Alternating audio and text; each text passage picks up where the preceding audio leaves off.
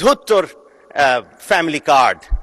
আসলে আমি এটাকে ভুল বুঝিনি, আমি ওনার বক্তব্যকে একেবারে ভুল বুঝিনি। কেননা আমার মনে হয়েছে তিনি ভেবেছিলেন আরে কি ফ্যামিলি কার্ড, আপনারা জনাব তারেক রহমানের অ্যাবিলিটিস সম্পর্কে জানেনই না। তিনি ফ্যামিলি কার্ডকে ছাপিয়ে কৃষক কার্ড থেকে শুরু করে প্রতিটা ক্ষেত্রে তিনি যুগান্তকারী উন্নয়ন নিয়ে আসবেন বাংলাদেশের জন্য। সেই কারণে আমি তাকে ভুল বুঝি নাই। জি, অতএব আমি এতটুকু ভুল বুঝতে চাই না।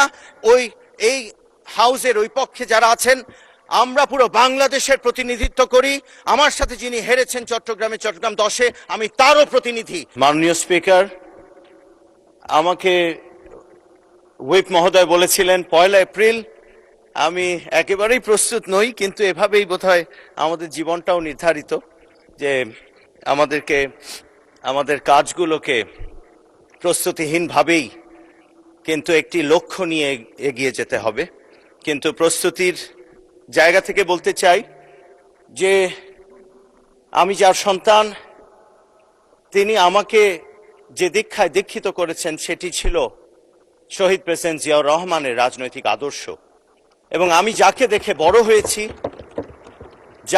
বড় হয়েছি তিনি আমাদের দেশনেত্রী মরহুমা বেগম খালেদা জিয়া, যিনি চট্টগ্রামকে বাণিজ্যিক রাজধানী হিসেবে ঘোষণা করে দিয়েছিলেন। কিন্তু সেই কাজ আজ আমাদের সুযোগ এসছে, আমার নেতা, অবিসংবাদিত নেতা, মাননীয় প্রধানমন্ত্রী, সংসদ নেতা জনাব তারেক রহমানের নেতৃত্বে সেই কাজ আমরা করব এইবার ইনশাআল্লাহ। চট্টগ্রামকে আমরা সেই উচ্চতায় নিয়ে যাব।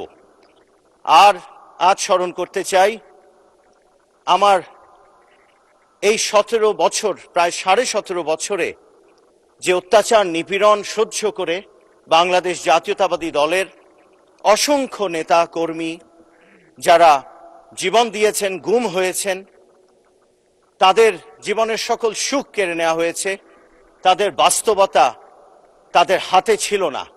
সেই মানুষগুলোকে আজ স্মরণ করতে চাই সেই 17.5 বছর পরে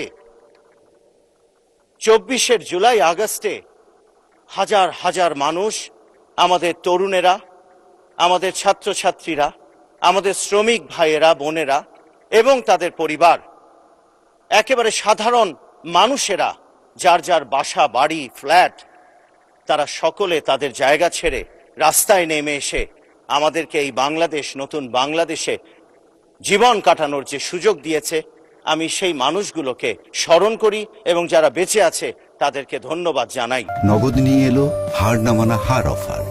সর্বনিম্ন 10,000 টাকা রেমিটেন্স নগদে পাঠালে থাকছে স্বর্ণের হার জেতার সুযোগ।